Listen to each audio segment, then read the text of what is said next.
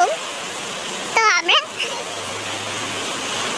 বৃষ্টিটা অনেকটা থেমেও গেছে। আর এটা হলো আমাদের সেকেন্ড মন্দির, মানে দ্বিতীয় মন্দির। এখানে আসলে এখানেও পূজা হয়, মানে দুইটা হলো গাছ আছে। এই যে একটা গাছ দেখুন, এই যে এই গাছের পূজা করা হয়। আর ওই সামনে আরেকটা গাছ আছে, এই গাছটা মানে অনেক পুরাতন, ঠিক আছে, অনেক মানে কয়েকশো বছর। ওইটা হলো আমাদের সেকেন্ড গাছ।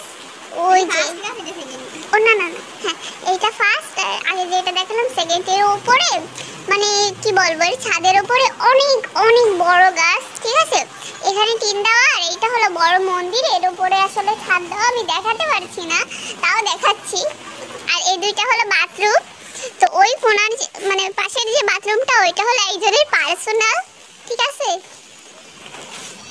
আর ওই উপরে উপরে দেখেন, ওই গাছের উপরের অংশটুকু অনেক বড় গাছ। আসলে আমাদের ওই গাছ দুটোকে তো পূজা করা হয়, তো তাই আর কি। এটা হলো এখানে আসলে স্বামীজিরা থাকে, সবসময় তো থাকে না, যখন আসে তখন। আর আর ওই পাশে আমি দেখাচ্ছি, এখন অবশ্য লক করা আছে।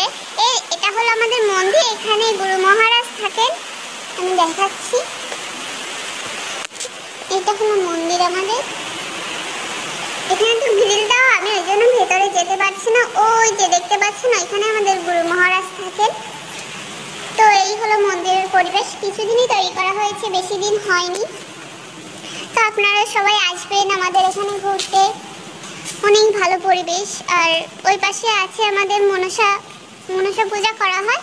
আর এই পাশে আমাদের কালী ঠাকুরের পূজা করা হয়। আর এই পাশে শিব পূজা, তারপরে আমাদের গুরু মহারাজ, তাদের পূজা করা হয়।